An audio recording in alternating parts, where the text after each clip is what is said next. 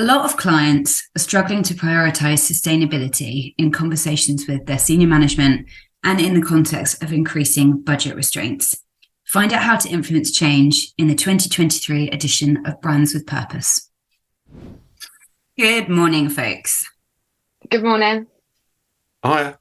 Hi. So we're in our second year now of the Building Brands with Purpose report, and we're going to reveal the results to everyone who's interested.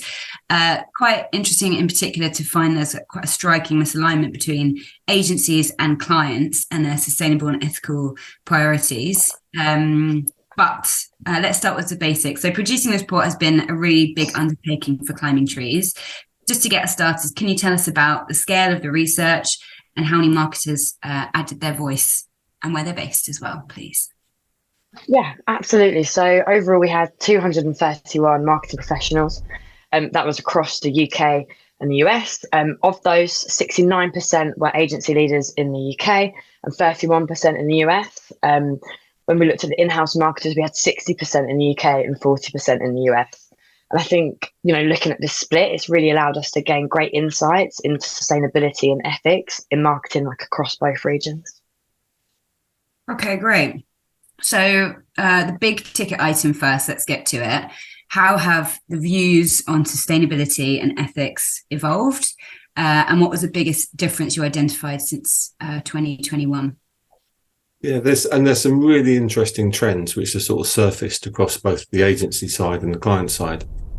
When thinking about agencies, their views on sustainability matters are very consistent with where they were 2 years ago. However, more agencies are feeling responsibility for that they should lead the conversation. So whether that's with their staff, with clients, or the industry, which is a really positive shift to see so many wanting to try and advocate for change. Well, yeah, and I think another interesting point, Alex, was the fact that 79% of clients really want to work with diverse agencies, yet only 32% are actually investing in these DE&I initiatives. There's massive room for improvement here. We know that representation across our industry is a major weakness, and so we need to do better as agencies in this regard. When looking at in-house marketers, their views have evolved since 21. So marketers are now more likely to mention sustainable practices in their external comms. I think it was 88% 2 years ago to 99% this year. And what sits beneath that is another interesting difference where the gap between what marketing claims and what the business is doing has closed. So now only 5% of respondents believe there's a mismatch now. So that shows that marketers have either got better at their comms or they're actually doing more stuff. So we're very much hoping it's the latter. Yeah, that's really, really positive overall, positive shifts in behaviour and indeed, as you say, sort of authenticity around the work that they're doing, which is really crucial in this space more than any. So I was surprised, and perhaps you were too, to see that sustainability actually has fallen down a place. Do you have a sense of understanding about the shift in agency priorities? Yeah, no, I'd agree. It is really, really disappointing. I think it could be contributed to various factors. So whether it's the cost of living crisis that we've been through, where staff costs went up and there was wage inflation, whether it's getting back to business as usual after the pandemic, or it could be things like the economic shocks that are coming into the UK economy specifically based on Brexit, but then also thinking about things like the Ukraine war as well. Well, yeah, and the research points to the fact that during such economic challenges, businesses are going to face financial constraints. So it almost feels logical that agencies might prioritise cost efficiencies over considerations, like sustainability.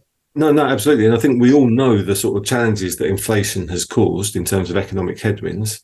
So it is exactly what you're saying, Florrie. It's like you hope it's just a temporary thing, that once we sort of navigate through these waters, there is an uptick in sustainable initiatives from agencies. Certainly. And obviously we all know we've got a narrowing window for change. So let's hope that shift happens quick and happens effectively.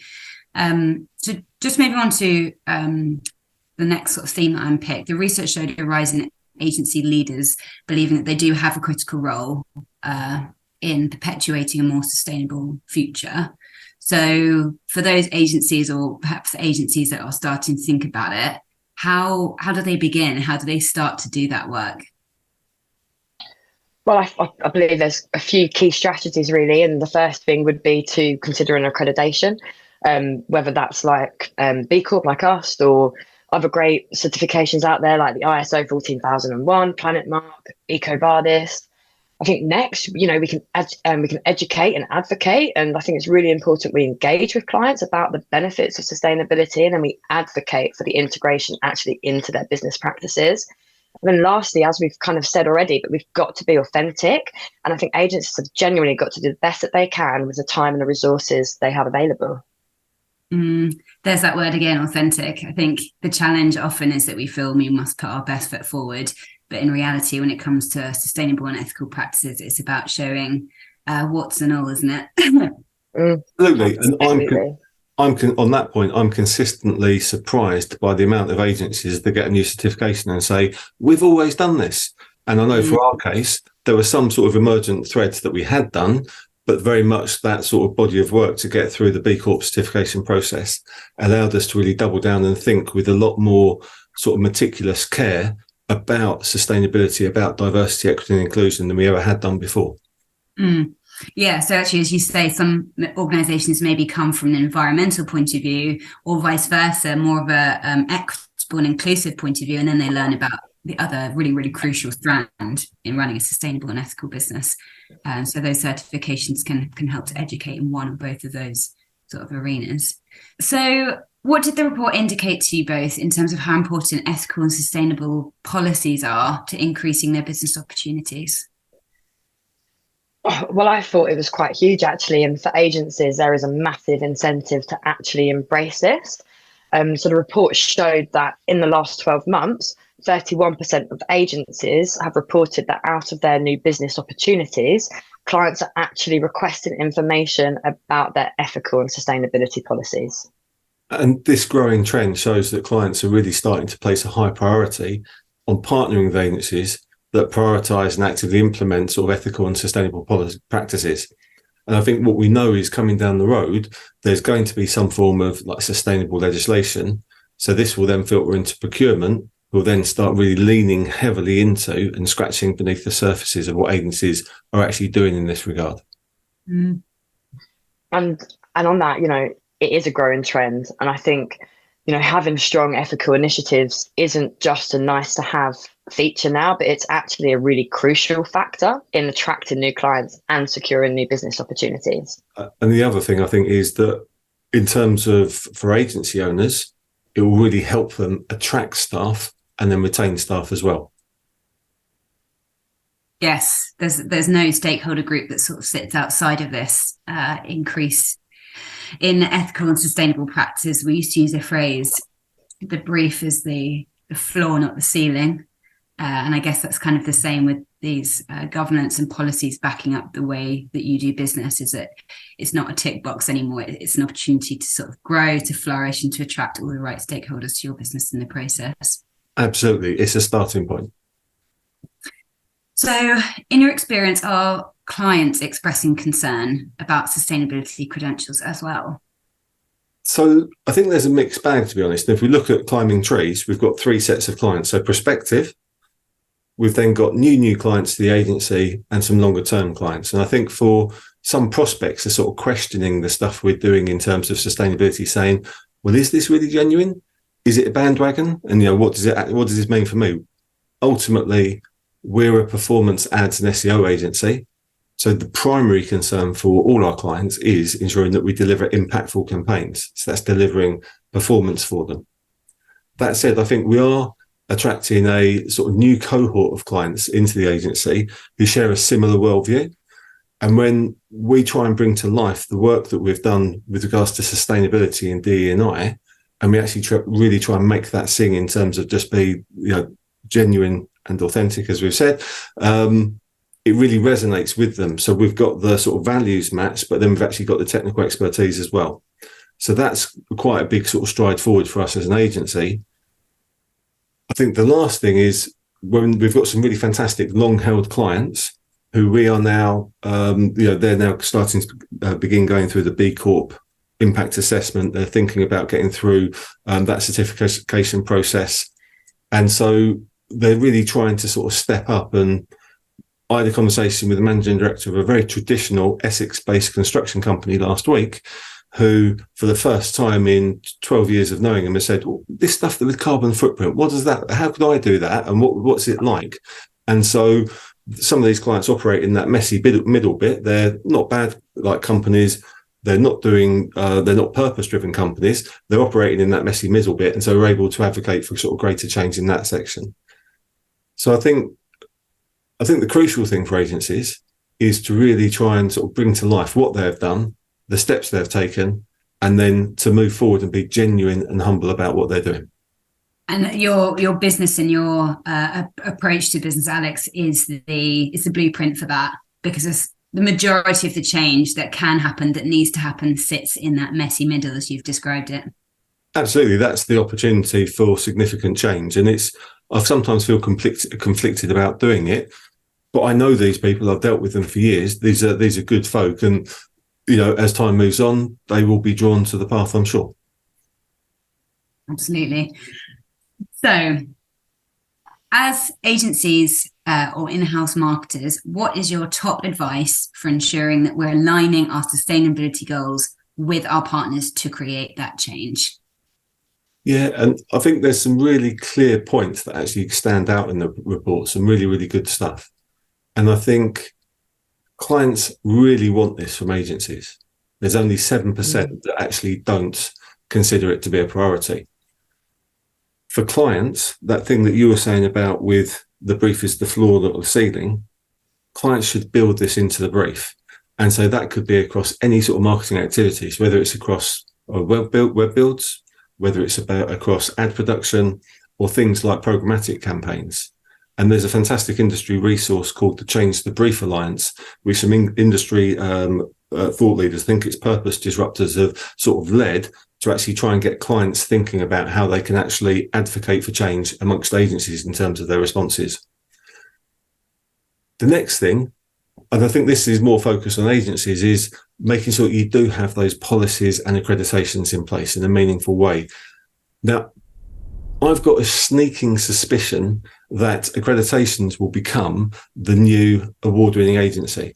I think there's something like 27,000 agencies in the UK, and I wouldn't be surprised if 20,000 of them are award-winning. So I think most agencies will have won some awards going forward. Most agencies will have some accreditations. And so the critical thing for me is not just getting the B Corp certification or the ISO 14001 accreditation. These things are the beginning. And what you really want to do now, you've got those accreditations, is actually really improve how you look to contribute to your clients, your staff, your local community, and then mitigate your impact on the environment as well. Yeah, I think historically those bigger agencies would have had individuals or maybe even whole teams just managing their awards program for the year. So are you sort of suggesting that now or in the future they might replace those teams with sustainability managers instead? Would that be a good thing? I don't know that it will be a good thing, but I think you can very simply scratch beneath the surface of what most agencies are doing and actually get a sense for, is that a genuine heartfelt thing, or is that just a box ticking exercise? Yeah, for sure. So other than their sustainability credentials, what did you uncover was most important for clients looking to work with an agency in the current market? Well, I think the next biggest thing was probably the fact that 79% of clients consider this diversity, equality, inclusion a really crucial factor. But that wasn't the only thing. Clients also really want to understand how agencies are prioritizing their social and community impact, but they also want to see the value that agency workplace initiatives are bringing. So for agencies listening, showing your commitment to these values is going to be key in actually attracting and retaining these clients in today's world. Important message. So has there been a significant change in the number of marketers referring to sustainability in their communications? I think the answer to this. It's a pretty much 100% everyone's doing it. I think 2 years ago it was 88%, now it's 99%. And so almost everyone's either doing it occasionally or very often at least. Okay, so then crucially, has there been a shift in how marketers are taking action towards sustainability?